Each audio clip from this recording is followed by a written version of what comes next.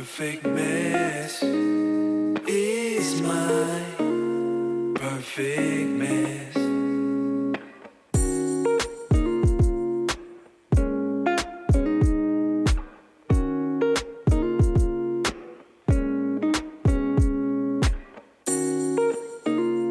Perfect mess is my perfect mess. What is going on, everybody? This is the Perfect Mess Podcast, and I'm your host, Ray Molina, and welcome to episode 10. So, I kind of like what I've been doing when I kick off a new episode and kind of catching you guys up to what has been going on with me.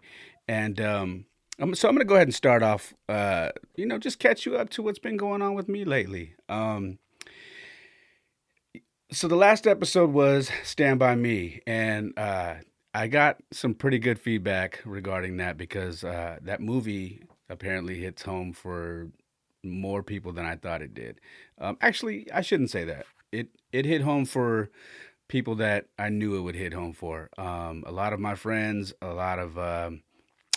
just a lot of people in my age bracket, and it was pretty cool to hear back from everybody regarding the episode. Something cool happened. I want to say today or yesterday. A friend of mine, Frank, who is a gentleman that I met while getting another coaching job. We become really good friends. So shout out to my boy Frank Gailey.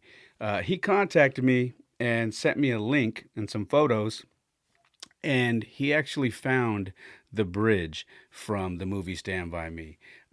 Somebody had posted it on this Northern California hiking uh, group on Facebook, and he noticed it and asked where it was located, and then he shared it with me, which is very cool. Because I know that movie was shot for the most part in Oregon, but that actual bridge from the movie Stand By Me was north of Sacramento, probably, I want to say an hour north of Sacramento, maybe. I could be wrong.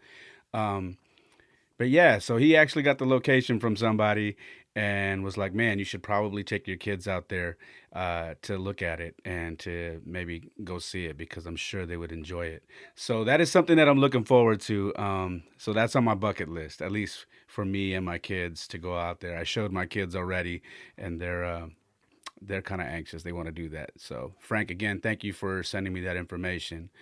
Um, Here's something that you're probably going to crack up on.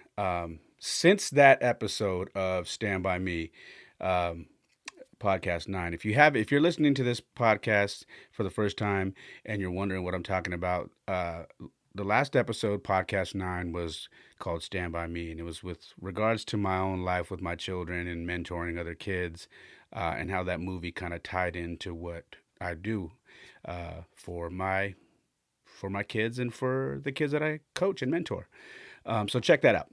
But we went on a hiking trip on last Sunday, and something really funny happened because it literally goes right back to that movie Stand By Me. So we do a 2.5 mile hike. There's this hike that I've taken my kids on.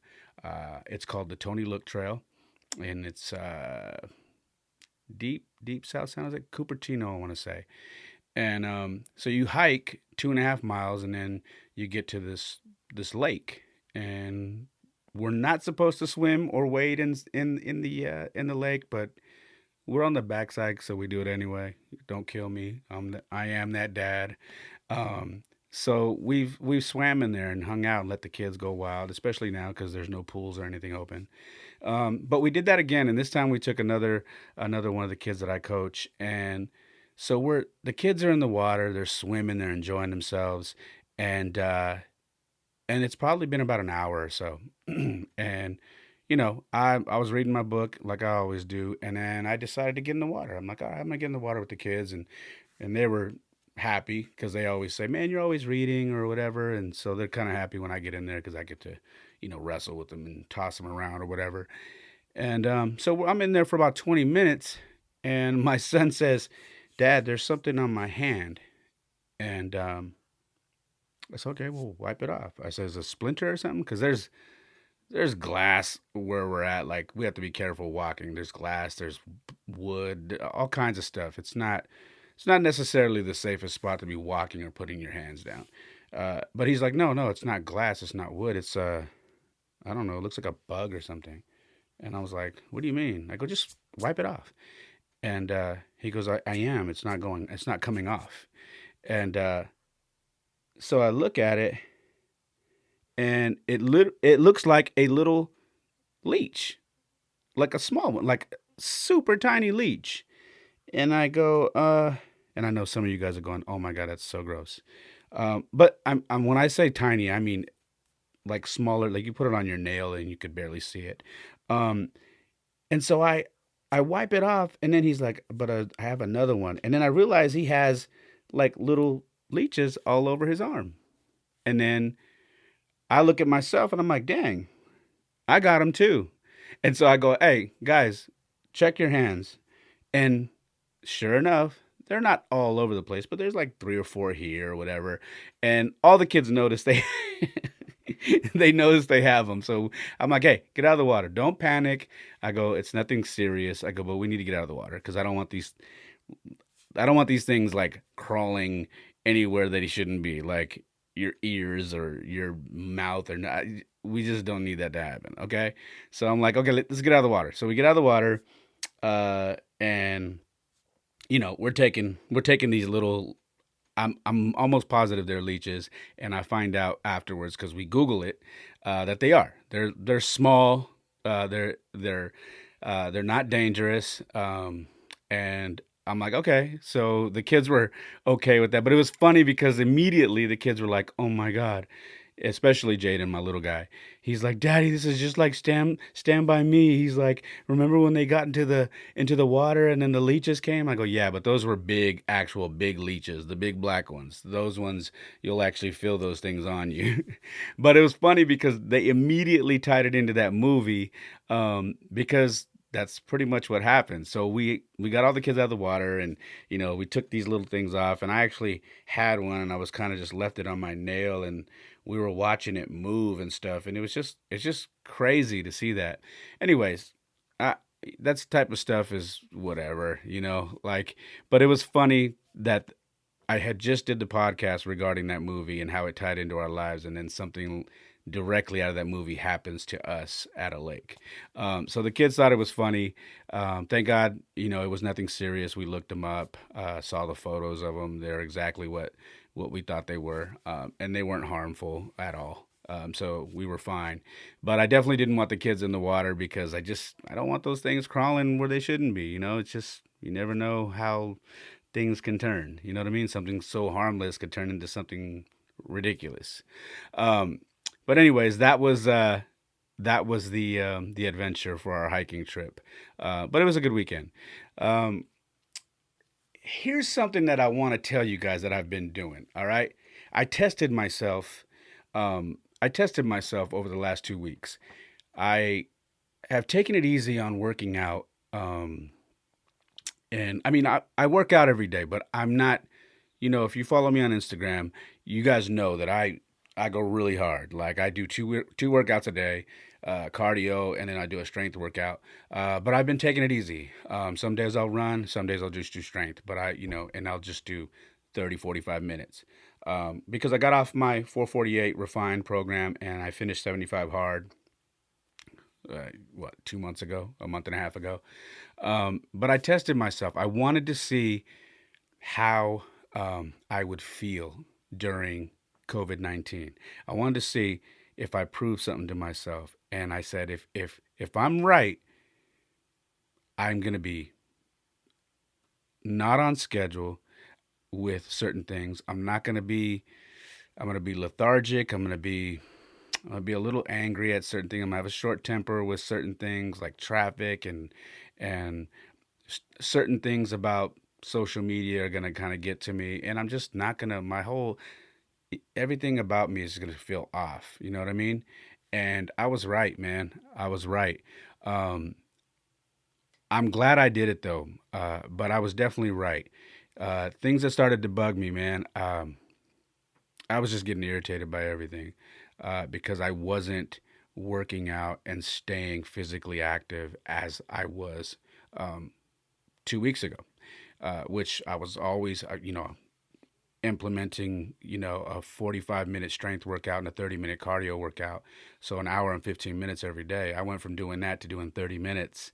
And then I got off my intermittent fasting just to test myself to see how my body would adjust. And I was right. My body taught me something. It told me you have to stay on a plan. You have to stay focused to keep you on track to just to make sure that you are hitting on all cylinders. Your body needs that. Your brain needs that. And I learned that because I was really off, man. I started to get irritated by things on social media. I started to get irritated with things with regarding to work that I do. Just everything. And my energy it just wasn't there. And I'll be honest with you, man. I became complacent about stupid things. Um, and one of the things that really got to me is, I'll be honest. I started thinking about COVID and all the things that how it's affecting, things that we can do and whatnot. And the thing that really got to me is it started to bug me that church isn't open. Because that's a big part of my life. That's something that I look forward to going to twice a week. On Wednesdays, I would go to my men's group where I had some great meetings with some fellow men in my in my church, and we'd have some great conversations just about life and about the word, and help each other out. And it was good bonding. And then on Sundays, we would have Sunday mass. And I got to a point where I'm just not happy about it. I'm not happy that it's not open, and I'm not happy that you know, that all these other things that are open that shouldn't be open are open, functioning, and something like the church isn't open. So that just really started to irritate me. And I went back and I started looking at some of my social media posts on my IG story, and I noticed, yeah, I'm showing that it's bugging me. I wasn't being, uh, I don't know. I was being more. I was sharing information with people who follow me of why I think the church should be open and why I think that we should take a stand and open the doors, regardless of what the governor and the county is saying. And I know that's a big step. Trust me, I know. Excuse me, one second. It's always weird when you host a podcast by yourself and you don't have a guest or a co-host, and you stop to get a drink and then it just goes silent. A lot of you guys have who have podcasts have the luxury of having a co-host or a guest, and I'll get there. I don't know about a co-host, but I do definitely want to get to a point where I'm interviewing people. But I just feel like right now this podcast is something that I want to carry on my own, and just kind of share my life and everything that goes on in it. Um, Anyways, so yeah, that the church thing was kind of getting to me during this time, and all of this tied back to me not being on my schedule, not being on my routine, um, my discipline routine, with fasting, with working out, an hour and 15 minutes every day, and pushing myself, my sleep schedule, everything, just everything was off. So with that being said, this Sunday, today's Friday. This Sunday, I will be going back on 75 hard because I just feel like I would like to rediscipline myself, so to say, and challenge myself to go even harder. Because there's a lot of things I learned on 75 hard the first go around, and I feel like I'm better this. I'll be better this second go around. So I'm gonna give it another shot, and I've got some meal prep containers that I ordered. So I'm gonna be doing some meal prep stuff this time. I'm gonna be tracking my calories, tracking all of that, always tracking my workouts, and I'm gonna try and go harder than I did last time. So if you're on my IG, pay attention to what I'm doing, man. I'm gonna be sharing all of that stuff with you guys. So hopefully you guys follow and you enjoy. Um, so with that being said, let's start episode 10, the podcast. I know you're probably like, I thought we just did start it. We didn't. This podcast I am titling Fall in Line. It's going to get a little deep. It's a serious topic for me. And it wasn't a topic I was going to touch for a little bit more. I was going to wait a little while to touch on it, but one of the podcasts that I listen to, that it's one of my favorite podcasts, one of the hosts had said something that I heard today, and it just, I don't know, it disappointed me. I'll be honest. It just disappointed me because I felt like if we looked at it from both sides, this person probably wouldn't have said that. And maybe I'm wrong. Maybe they would have said that. Who knows? But here's the thing.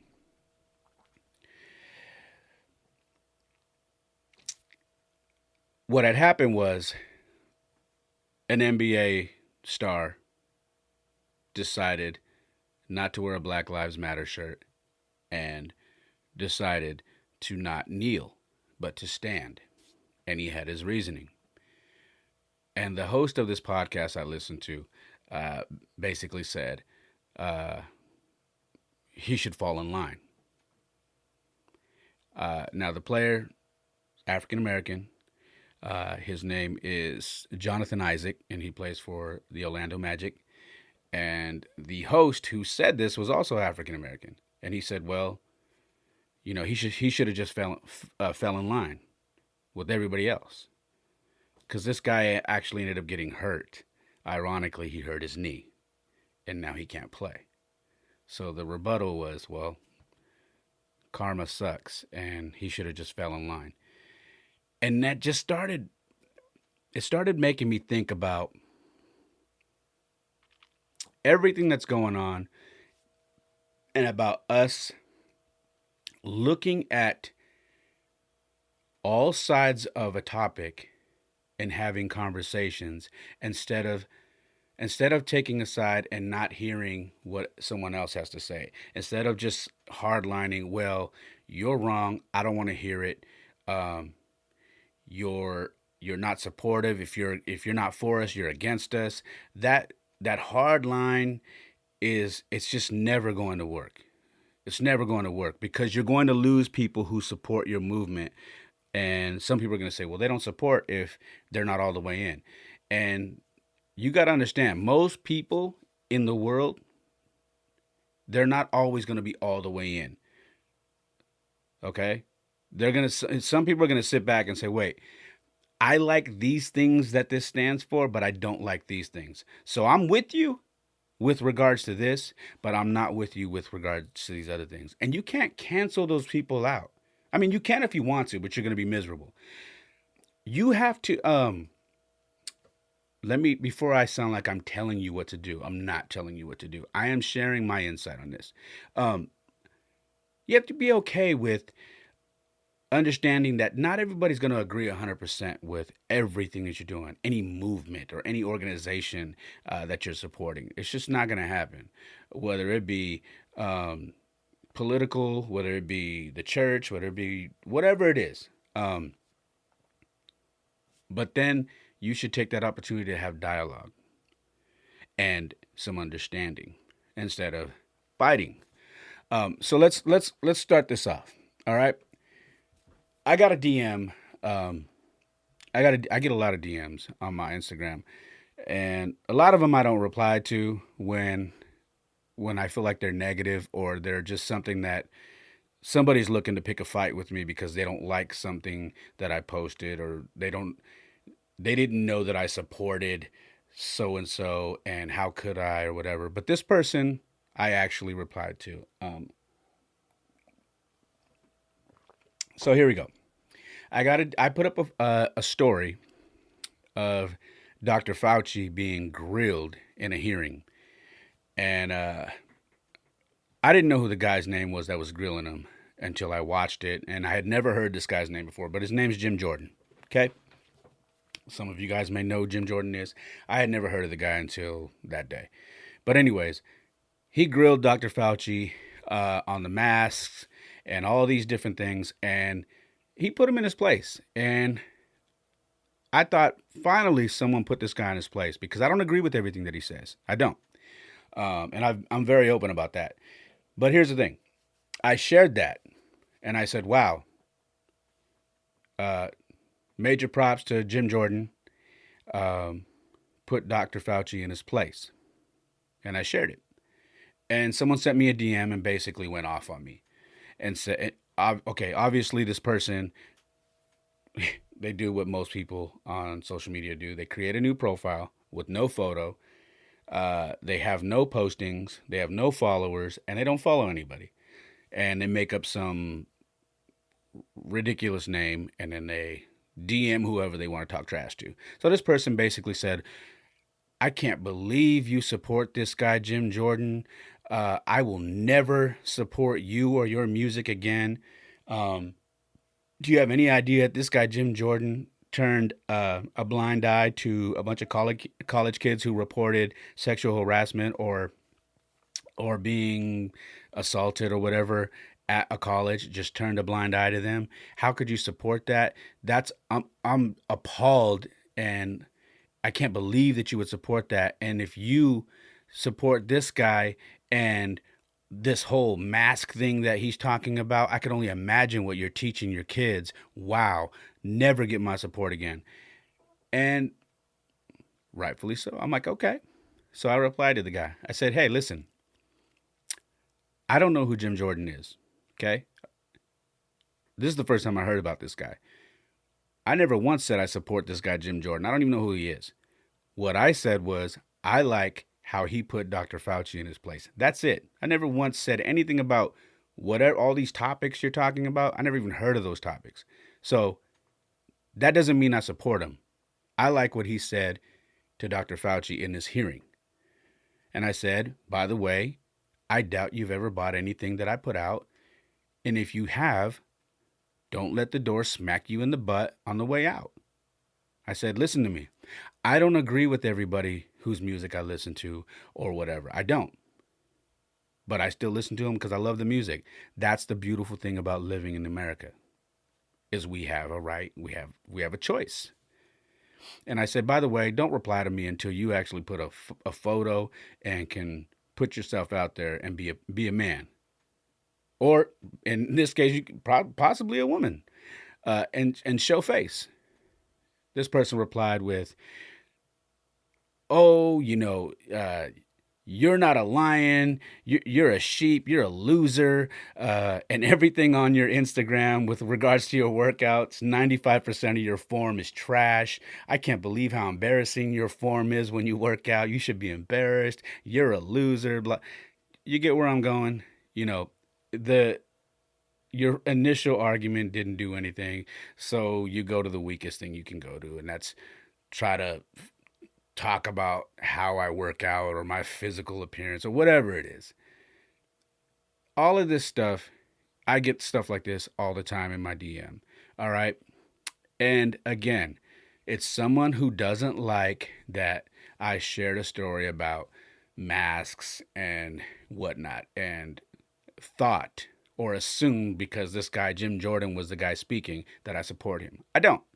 But this person didn't want to have a dialogue. They just want to talk a bunch of crap on my DM and assume a bunch of things about me. Oh, that was the other thing. And he's like, oh, if you support Jim Jordan and you're a no masker, I bet you're a Trumper too. This is what I'm talking about. All of these things roll into one big thing, one big assumption, and then they throw everybody in this one pile. It happens all the time nowadays. All the time.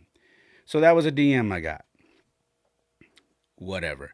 I shared that with people who follow me because I want people to know that these are the things that happen all the time when people don't, especially nowadays, specifically 2020, that if you share something that someone doesn't agree with, they don't know how to talk anymore. They just get upset. They get defensive. They get offensive and start talking about you or making complaints. I mean, excuse me, making you know talking derogatory about you personally, or just making all kinds of assumptions that they shouldn't, instead of just having a conversation. And not only that, showing face. How hard is that? If you really believe in something, show your face. I mean, look, I'm here on a podcast, I'm here on YouTube. You can see my face, you can see who you're talking to. You know who has these opinions and who feels this way, because you stand up, put your chest out and say, hey, these are the things that I believe in. um, I understand some people are not going to agree with that. That's the beautiful thing about being in this country. We can disagree with each other. We don't have to fight. We can have dialogue, and if at the very end we still don't get along, or we still don't we're still not on the same page, we can agree to disagree. We don't have to hate each other. And that's the thing. A lot of people feel like, if I don't agree with you in your politics, or if I don't agree with you in your religion, or if I don't agree with you with how you raise your kids or whatever, then I don't like you and I can't be your friend. And that kind of trips me out, because we don't learn when we're around people who do exactly the same things as us. We just keep running around the same circle. Same circle. You learn when you're around people who think differently, who see things in the world a little differently than you.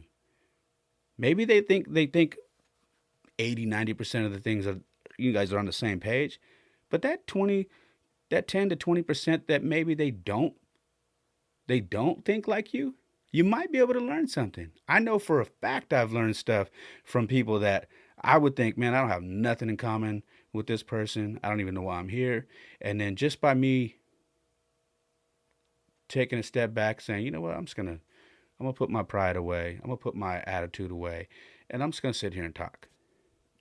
And I learned stuff.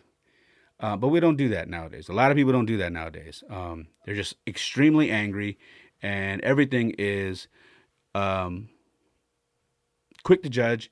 And voila, I don't like this person. I don't like I don't like how they talk about politics. I don't like how they do this. I don't like and I don't mess with them. Um, and that's unfortunate. Okay, so there's a couple of people. You guys, obviously, I'm talking about fitness. You guys know that I'm very big on fitness. Um, there's a couple of gym owners that I follow that have been really, really pushing hard for um, keeping their facilities open against their respective mayors of their cities, and just pushing forward and trying to keep everybody healthy, and saying, hey man, we're taking all the right precautions, and we don't deserve to be closed down. We deserve to make a living. And if you're going to have places like Home Depot and Lowe's and all these other places open, where people can just walk around all day, and crowds of thousands of people, and all these in Walmart and all this, we should be able to be okay. We are a gym and we're clean, and there's not even close to that many people that you have in all those other places that I just mentioned.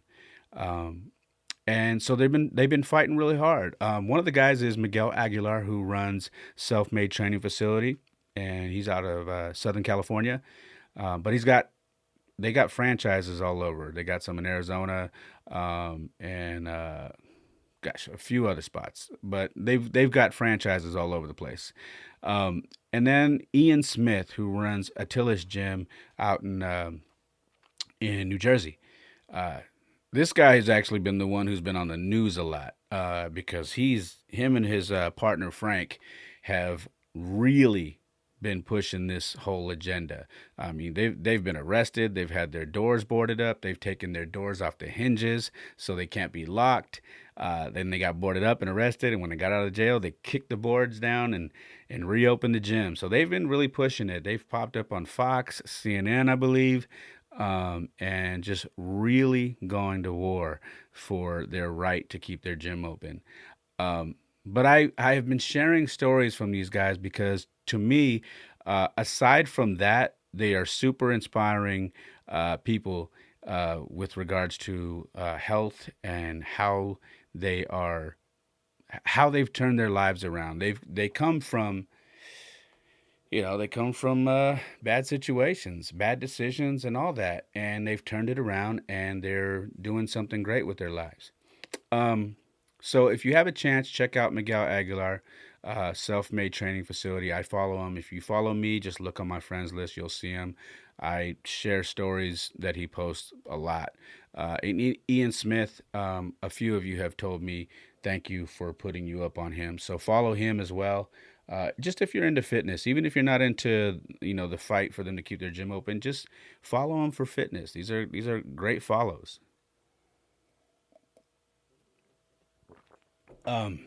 But bouncing off Ian Smith, so to say, uh, I shared the story with him, him and his buddy, and they did an interview with Cuomo and on the news. And I shared this story because it was a great interview, and they really went hard, man. They really went hard for their gym and for what they're trying to do.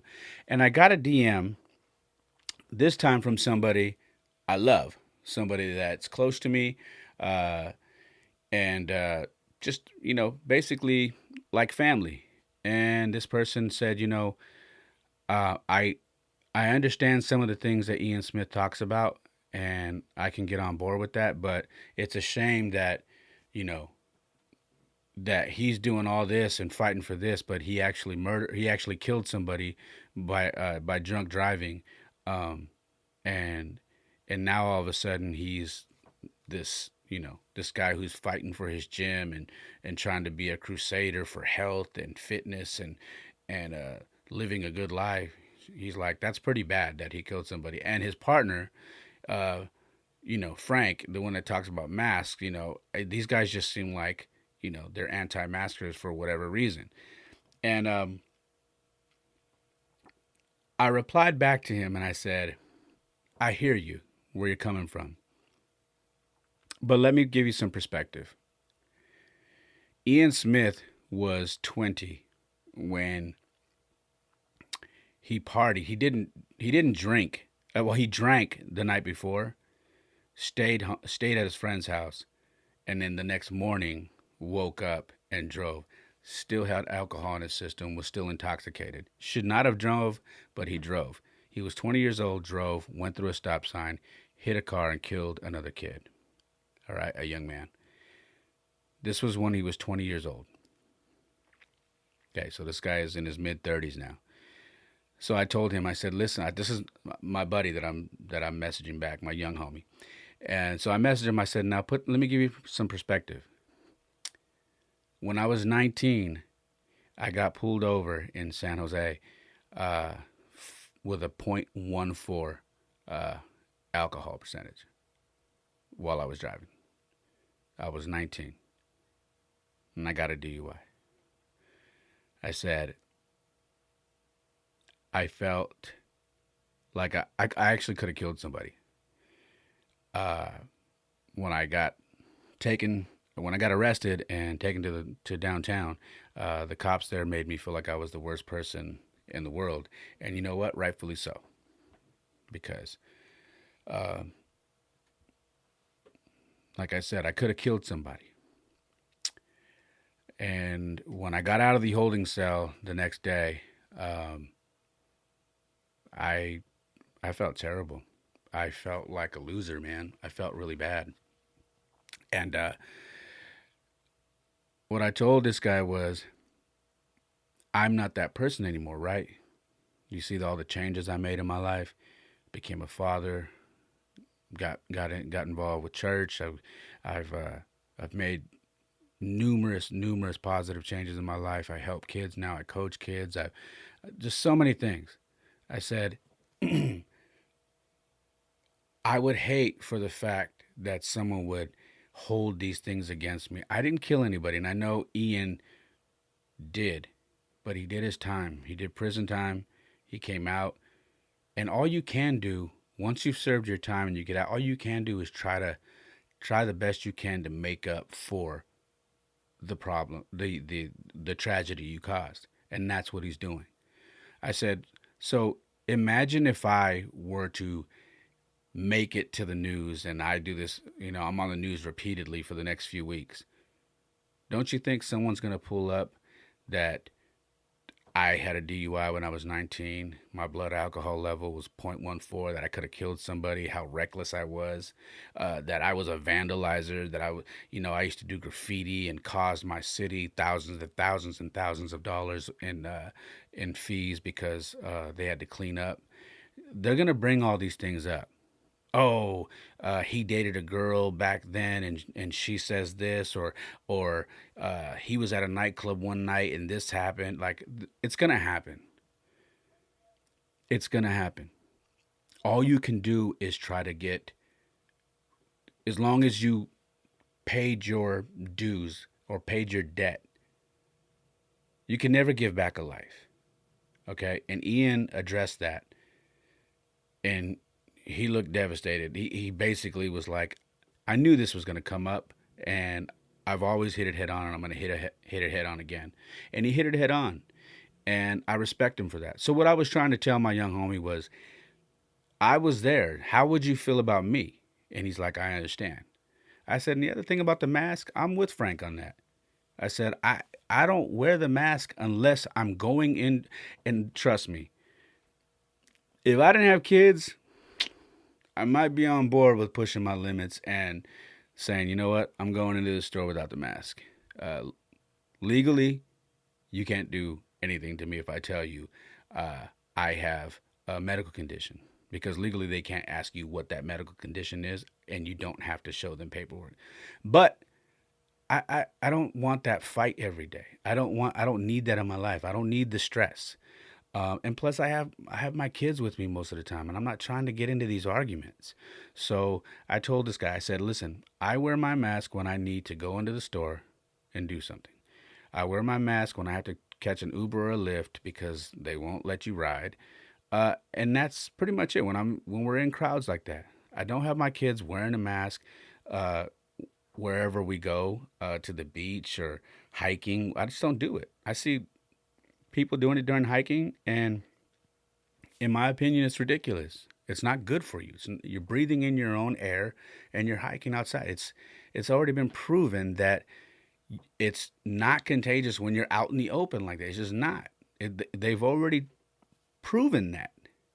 So I told him, I don't do all that. So I'm on board with this guy, Frank. That's how I feel about the mask.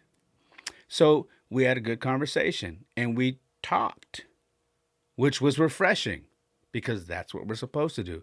He doesn't necessarily agree with what I said, but we talked. And before the conversation was over, he said, you know what?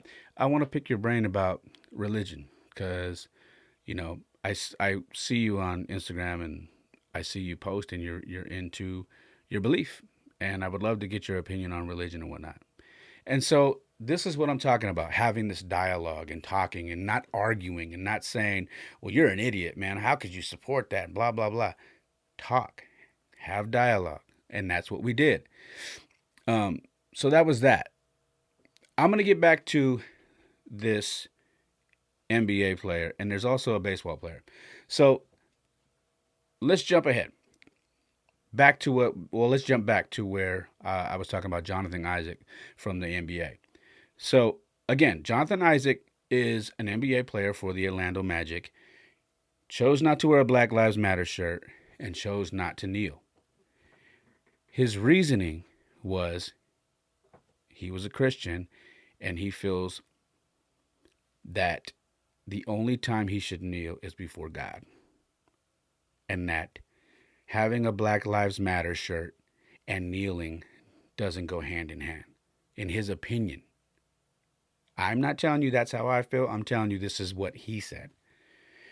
There is also a baseball player, go figure, he's on the Giants, named Sam Coonrod, and he is a pitcher. He did the same thing when the Major League Baseball season started. And people are through the roof upset at these guys. The thing that sucks about Jonathan Isaac is literally days later he injured himself. He hurt his knee, and he's probably going to be out for the season. So people had, they're making memes, making fun of him, and they're saying, oh, well, they're calling the guy a coon. They're calling him an Uncle Tom. They're calling all these things because he chose to not kneel or wear a Black Lives Matter shirt. And then that host said he should have fell in line. Are we not realizing those are the same things people were saying about Colin Kaepernick? He should just fall in line. What's he doing? It's cool that he lost his job. Karma is bitch. If he would have just fell in line, he'd still have his job. Do you get the correlation here? Am I making sense? How can we go and do that to someone? And this guy is a minority, African American, who makes his own decision, and then he gets hurt, and then we go and say, "Well, karma's a you know what? You should have just fell in line, took a knee, and wore a shirt." You can't have it both ways. You can't want it one way for somebody who's kneeling for a cause, and then have it another way for someone who makes their own decision and says, "I support, but I don't think I need to wear a shirt, and I definitely don't think that I need to kneel." A lot of you right now who are listening are probably going to be upset and probably don't agree with me. But that's how I see it. This guy decided, made his own decision. Sam Coonrod from the Giants did the same thing. This isn't about, you know, cancel culture wanting to cancel these two guys, or Sam Coonrod because he's a white guy. Oh, he's a racist. No, there are some people who have done their own research, have their own feelings, and honestly feel like I don't need to kneel for me to show you or explain to you that I do support Black lives. I don't support that organization, but I support Black lives mattering. I do. I don't need to kneel, and I don't need to wear a shirt. Why is it hard for some people to respect that? I don't understand that. Listen, I went out to the protest. I had a sign that said Black Lives Matter. Rest in peace, George Floyd.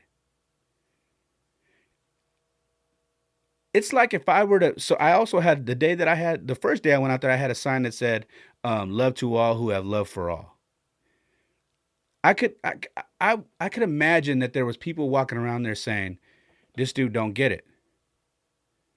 It ain't about love to all who love all, who have love for all. It's about Black Lives Matter. And I know that there were people out there looking at my sign saying that. It can't be like that. And if you're listening saying it has to be like that, you're wrong. You close all line of communication when you hardline everything.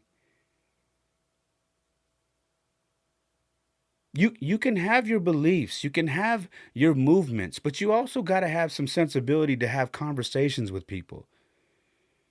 Because when you don't, you just push them away. You push someone away who may be open to actually having this talk with you, but you push them away because I don't want to hear it. If you're not with us, you're against us. And that's not true.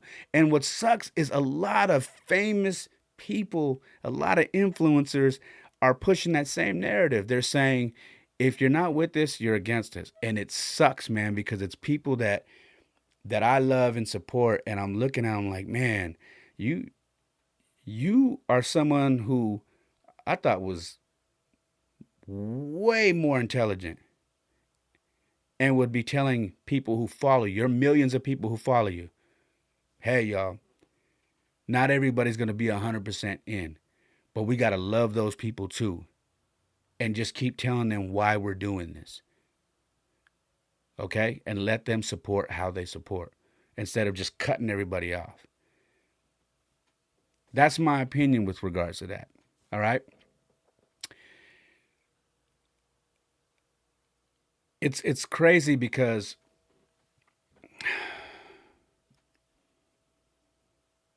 I find myself with age, uh, just just looking at life in the most simplistic way. And maybe you're my age, or you're close, or maybe you're young, and you were just raised a certain way. But it took me years to get this way. Uh, but I find myself in my older age. Uh, I used to be young and a hardline liberal, um, and I'm not that way no more. I'm somewhere in the middle. In fact, if this were a middle point, and if you're watching on YouTube, if this were a middle point, I'm probably just past that and more conservative in my old age. Now, what I mean by that is, I know some of you are cringing now by hearing me say that. Take it easy. What I mean by that is, I value family. I value the simple things. I don't like all the things that are making life complicated. Um, but let me be very clear. Because I don't like or don't agree with them doesn't mean I'm stepping out on a ledge and fighting against them. Okay? Because again, this goes back to, I don't have to support it. I don't have to like it. I don't have to agree with you. Doesn't mean I don't have to be cool with you. I can still be cool with you. For instance, family. Uh, the way we raise our children. A lot of people, I don't apologize for raising my boys as boys and letting them wrestle and fight. I have had people say, "Oh man, you shouldn't be letting your boys wrestle and do all that. That's like, you're teaching them all this stuff. Like, you should let them be kids. Don't let them wrestle and teach them all this stuff." I'm not going to apologize for raising boys. Okay, I'm not. Uh, it's it is what it is. Um, Listen, I it's funny because I remember my grandfather telling me this, when I was younger. He's like, your values right now when you're young, they're extreme, you know, because you're young and you don't own anything yet. You don't have your name on too many things yet, on a car, on a business, on a home. When that happens, things are going to change. When you have kids, things are going to change. You'll understand. And he's right. I didn't think that was going to happen, but he's right. Um, but I value family. I value my relationship with God. I value life. Uh, I value everybody's right to choose for themselves. What I don't like is these things now being pushed on everybody. And I'll be honest, man. When I hear things about, schools now taking genders off bathrooms, and doing all these things, I look at it as if we're confusing the kids now. We're confusing all the kids. And I'm not on that train. I'm not with that. I'm not okay with uh, telling kids you can choose whatever you want to be. You can choose whatever gender. No, I'm raising boys. They're boys. I'm raising boys. If things change for them at some point, we can cross that bridge when it happens. And I like to think like I'm like water. I'm pretty good at adjusting. But right now, I'm raising boys. If I had daughters, I'm raising daughters. I that's how it is for me. But let me be very clear. I have friends that I love so much that don't live that way, that live more fluent, okay? And um, I love them to death. I respect them. I respect how they live their lives. They know that I choose not to live my life that way. But they also know that I love them with all my heart, and I'm here for them, and I support them, and everything. But they know that I live my life a certain way, they live theirs a certain way, and I still cherish them with all my heart. I don't try to push my ideologies on them, and they don't try to push them on me. But we've gotten to a point where if I don't agree with the way you choose to live your life, you think that I'm not talking about me, but if someone doesn't agree with the way that you choose to live your life, you all of a sudden think that they are a sexist, a racist, um, or whatever it is. And that's not the case. A lot of the times, it's not the case. It's like, don't ask somebody, like, it's like asking somebody for an answer that you already know what the answer is, but you're asking just so you can be upset. You know what I mean? It's like, I'm going to ask this question, but I already know the answer, but I'm going to ask it anyway because I want to be mad at that person. No, if you know a certain person feels a certain way about a subject, why ask it? You already know. Why poke at things and to make confrontation? See, look,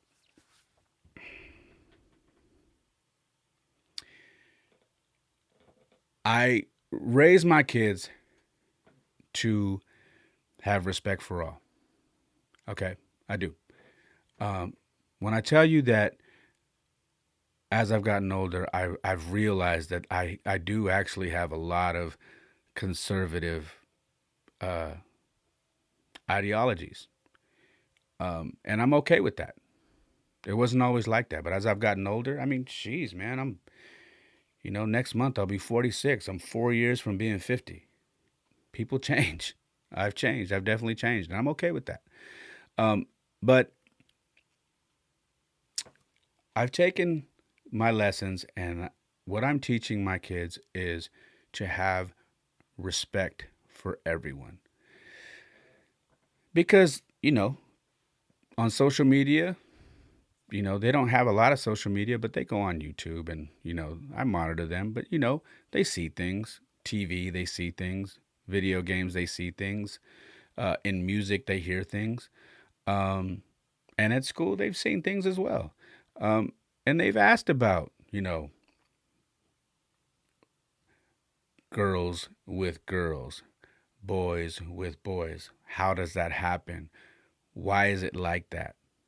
Um, and or how come some people are mean to people of color?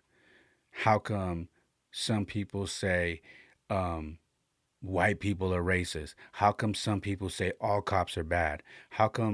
Why do people say all these things? Or why are these things happening? So I've had to have these conversations with my kids and tell them, look, at the end of the day, you respect everyone. As long as they respect you, you respect everyone. Okay? Whether they choose to, everybody has their own way that they were raised. I go, daddy and mommy are raising you the way we see fit. Okay? Their mom and dad raised them the way they see fit. Okay? Most of the time, it's going to be different. Every family does things different. But whatever it is, you show respect. You have respect for everybody.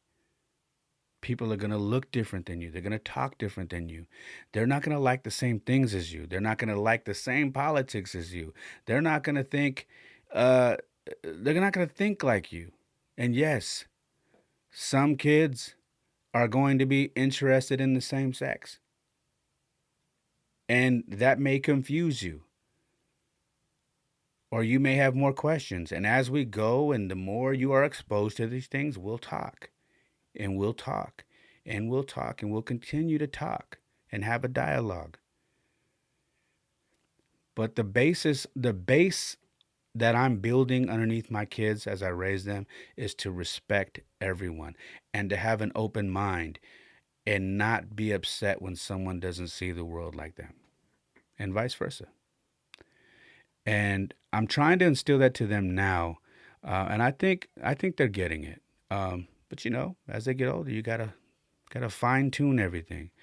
Um, and I feel like as long as I teach them respect for people, with regards to everything, how they choose to live their life or whatever, I think that's a good base. And then we can build off of that.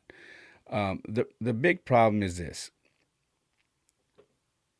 as adults, we're pretty stuck in our ways. Most of us. Um, I told you, a lot of things have changed for me in my older age. So I take pride in the fact that I've been adapting, and making the changes. But not everybody's like that, man. So everybody is still, there's so many people that are still so combative with everything that's going on right now. You got people losing friendships, people losing family members because they don't agree, they don't see eye to eye. And it's crazy to me. See, in a nutshell, this is the way I feel. Anything far left or far right is too much. It's too much. The minute it says far right or far left, immediately I look at that going, "Oh man, this is gonna be this is gonna be too much. It's too extreme." For instance, someone asked me, "Ray, you don't look like you're about to be 46. You look extremely young. What's the secret?" I said, "There is no secret. But if you're asking me what I did for me, is I said I didn't abuse anything. Everything in moderation." Do you understand what I mean? If you had a drug habit, moderation. If you had a drinking habit, moderation. If you had an eating habit, moderation. All of these things in moderation. Don't abuse anything. And for the most part, you should be okay. I look at politics the same way. Anything too far left, anything too far right is too much. We got to come somewhere right here, somewhere right in the middle, or close to the middle. Because somewhere close to the middle, we can talk. We can have a conversation. We can have a dialogue. And even if we don't fully agree, at least we're talking and we're listening. And we could say, all right, I don't agree with you with that, but whatever, let's have a beer. Or let's go grab something to eat. And we're good. But where we're at right now is we're way over here. The left is here, the right is here, and everybody is screaming at each other, yelling at each other, throwing things at each other, calling each other names, and nothing's getting done. I have friends on both sides that are doing this right now. I have friends on the left that are like, "You used to be a Democrat." And I said, "No, no, no, no, no, listen. Yes, I voted Democrat. But I'm a Democrat." No, I voted Democrat for certain presidents and certain city officials. But I'm not just a Democrat. I'm for what's right. If the Democrats are right on a lot of the things that I value, then I'm there. If the Republicans are right on a lot of the things that I value more than this Democrat, then I'm over here. I don't have a problem saying that. Remember what I said. Water. That's how I live my life.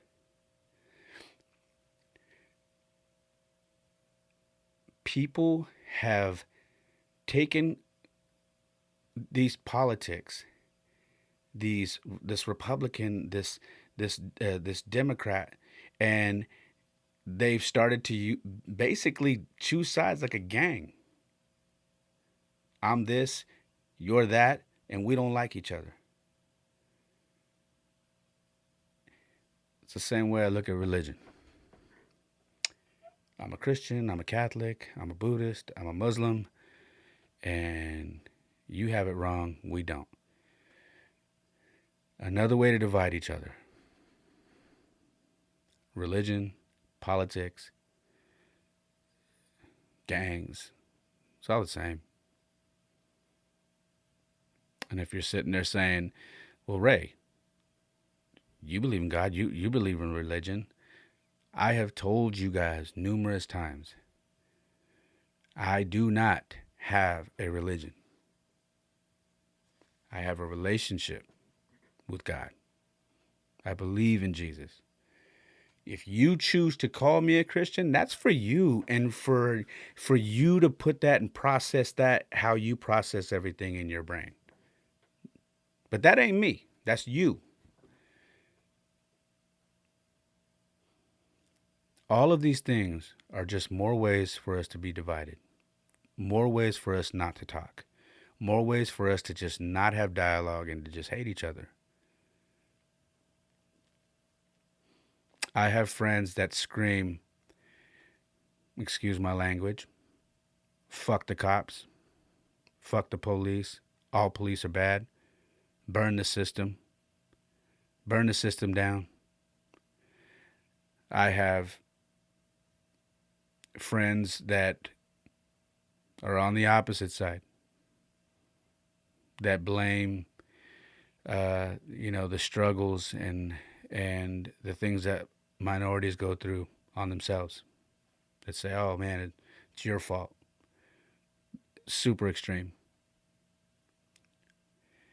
And these are my friends. And if you're listening, you might have friends just like this, and maybe you're afraid to admit that. I'm not afraid to admit that. I have extreme friends on both sides. And here I am in the middle, trying to avoid these arguments, trying to avoid these disagreements, and just trying to have conversation. And for the most part, I've been doing good. I know there's some people that probably haven't reached out to me that probably aren't happy with certain things that they've seen me post because they don't fall in line with what they think I should be with. But that's not going to change how I feel. Yeah, I went to the rally. I went to the protest. I took my kids out there to teach them. I marched. I yelled Black Lives Matter because I do believe they matter. I don't support the organization. I don't support an organization who openly admits to being Marxist. I don't support an organization who is trying to do the things that they said they're doing on their website. If you haven't been to the website, go to the website. You'll see what I'm talking about. My sister is black. Her father is black. Please do not question how I feel about Black lives. Go a couple of podcasts back and you'll know how I feel.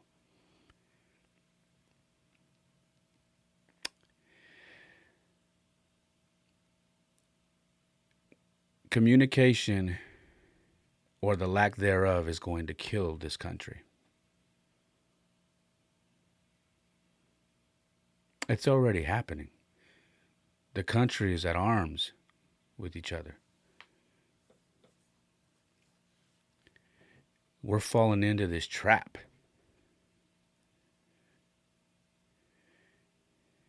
You're letting two political parties make you decide on whether you should talk to your friends or your family members who don't agree with you.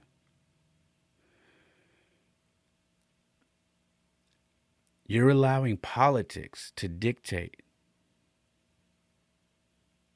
who you are. When the reality is, neither one really gives a damn about you once they get in the office. They don't.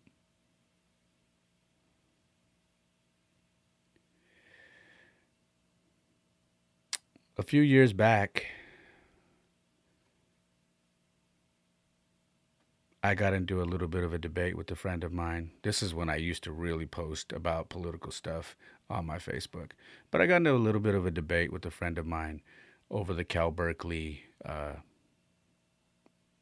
protests and riots that were going on when they had a speaker that was coming through that was this extreme far right, this guy by the name of Milo. Um, and I mean, the guy's an ass clown to me, to be honest. But my opinion on the way the students at Cal Berkeley handled it uh, wasn't a popular one. I said, why would you be starting fires and breaking windows at your university when you guys should be brainiacs, educated? Why not go to the speaking or to the auditorium where he's speaking, listen, and use your brain and rebut this person? Use your education. Use your smarts. Instead of burning buildings at the school and breaking windows. And I was told, oh, well, that's he preaches hate. He spews hate speech, and it just doesn't need to be heard. And that's, to me, that's very dangerous. Yes, hate speech is dangerous. But I did enough research of my own to be like, it isn't KKK hate speech, okay? That's hate, like the KKK stuff, that's hate speech. Now, this guy is out of pocket with a lot of stuff that he says. But I felt very strongly that the people at the kids at the university should have used their brains, and they should have showed up in big numbers to the auditorium, listened, and then when it was Q&A time, get up and rebut everything this dude said and make your point that way. And I got a terrible response from my friend and all of her friends that were on there. And people were upset. They were saying, how could you allow this person to even go on why would you think it's okay to allow this person to go on a campus and speak all these things? I said, yeah, I don't agree. You're getting this completely wrong. I don't agree with anything this guy says. I don't. But I also don't believe that we should burn the college down and start breaking windows because he's there. If I was a student there, I would say, okay, if I feel that strongly, I'm going to the event. I'm going to make my presence felt. But I'm not going to burn things down. I'm going to show up, and when it's my time to talk, I'm going to get up on that mic, and I'm going to have my thing to say. That's where I would have been. Get my debate on record. Get up, speak, so whoever's videotaping it, can get me on record with my feelings. Spraying mace on people's eyes, covering your face with a mask, dressed in all black, wearing a black bandana over your face so no one can see you, and then breaking buildings and spraying people and hitting people with locks. What does that do? It's ridiculous. I felt the same way when there were big issues when the cat Ben Shapiro was going to speak, and it happens when Louis Farrakhan goes to speak as well.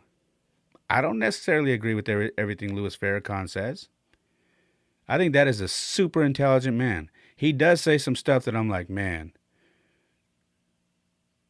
he is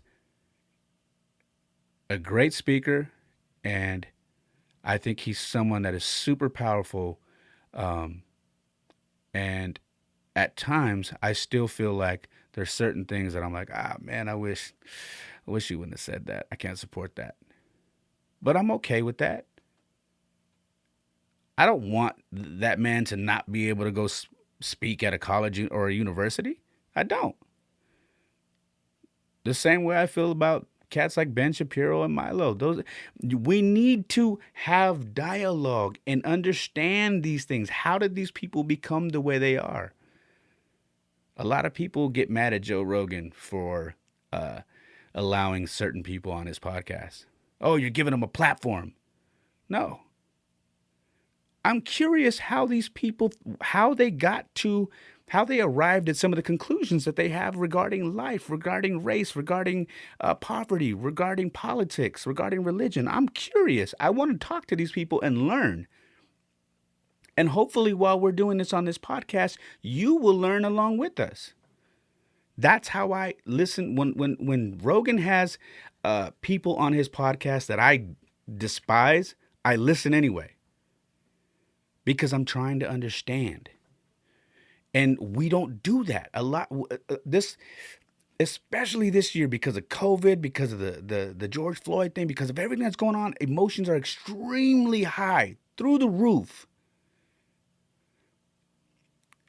Nobody is listening. They refuse. Nobody's talking. They're just angry. If you don't feel exactly the way I feel, then you're against us. And that's wrong. But when you feel like that and you tell people that, now you're pushing them away to where they don't, now they're not open to anything now. Because now you've told them you're not welcome. And that's not doing anything to help your cause.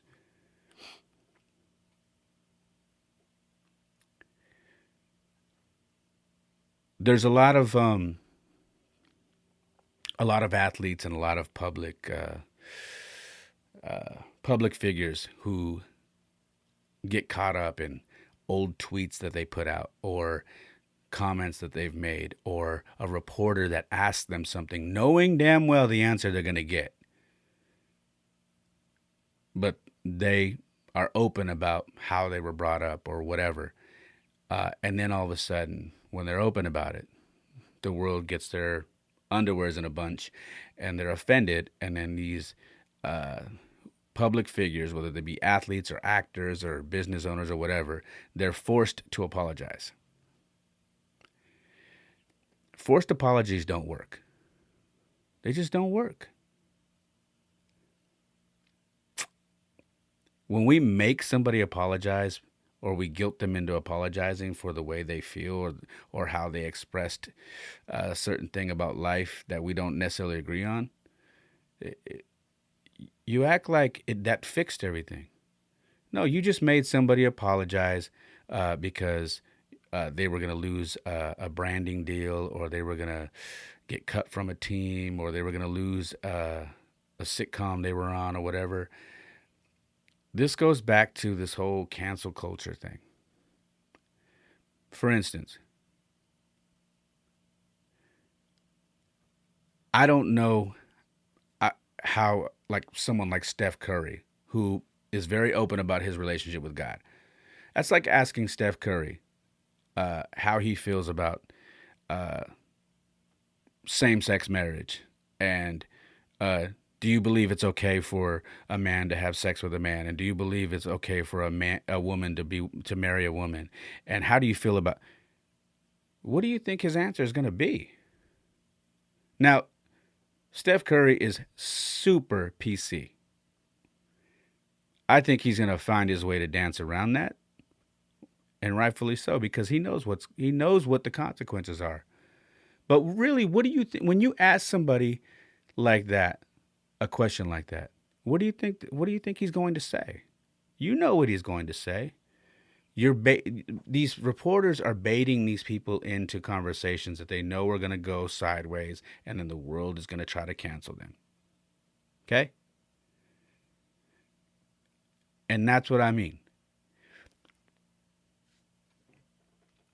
We can't cancel everybody who doesn't see the world the way we do.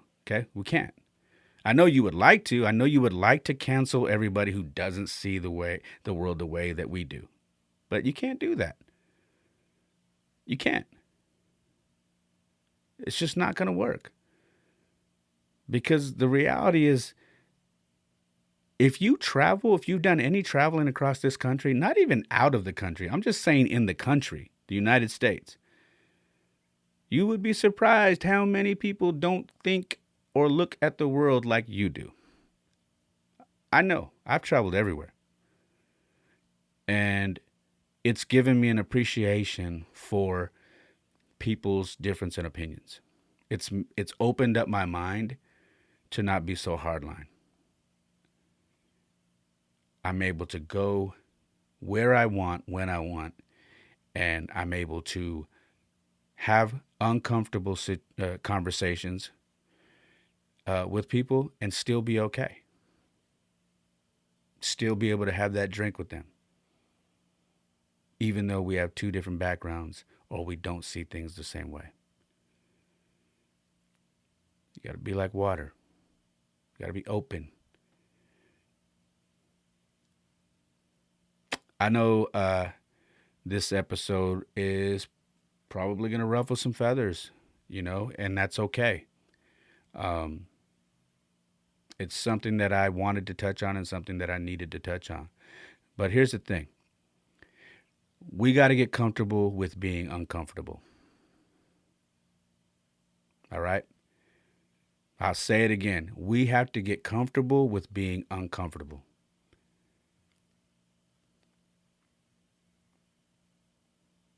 Because life isn't something nobody's going to lay down a bunch of pillows on the floor. So if you fall or whatever, they're not going to, so you have a soft fall. No. Life is hard, man. It's concrete. And when we fall, we fall. Okay? And the beautiful thing is we are all different. We speak different languages. We look different. We talk different. We believe in different things. And we raise our kids different. I have a different opinion on whatever it is that you may like. Some people don't believe in marriage. I believe in marriage. Some people don't believe in God. I believe in God. Some people don't believe in anything. And that's okay. We need to embrace the fact that we are different, all of us. And we need to be okay with people who don't see things the way we see it. And not go out of our way to try to hurt somebody who doesn't see things that like we do. The stuff that's going on nowadays is not doing anything to help. The longer this goes on, this fighting and all this stuff that we're doing, the longer it goes on, it starts to lose its core value. We're already seeing it. It's going on too long.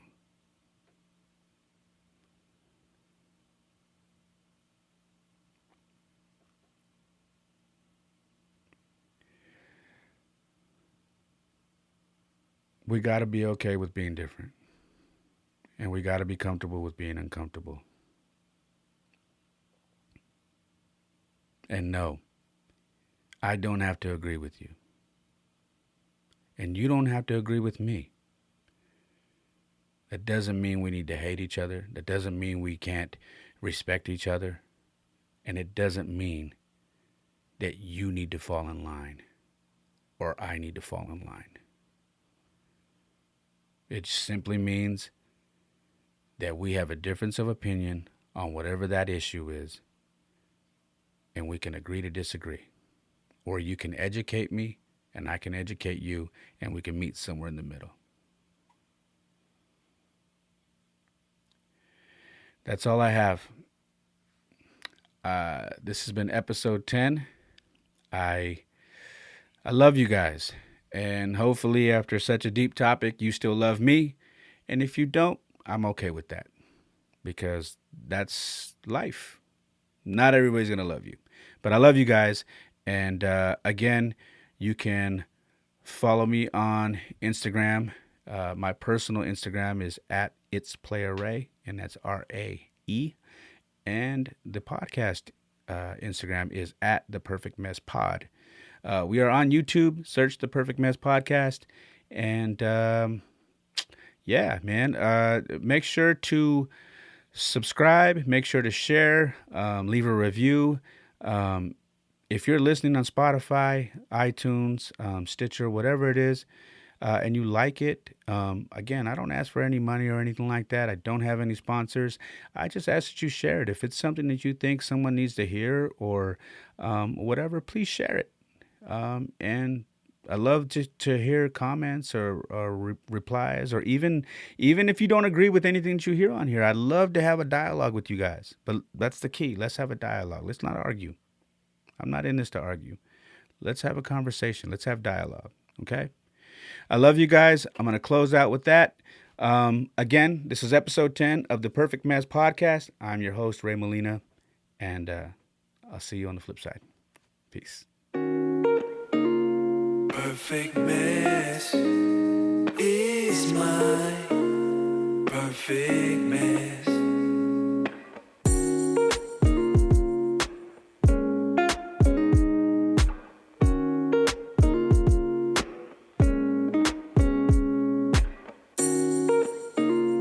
Perfect mess is my perfect mess.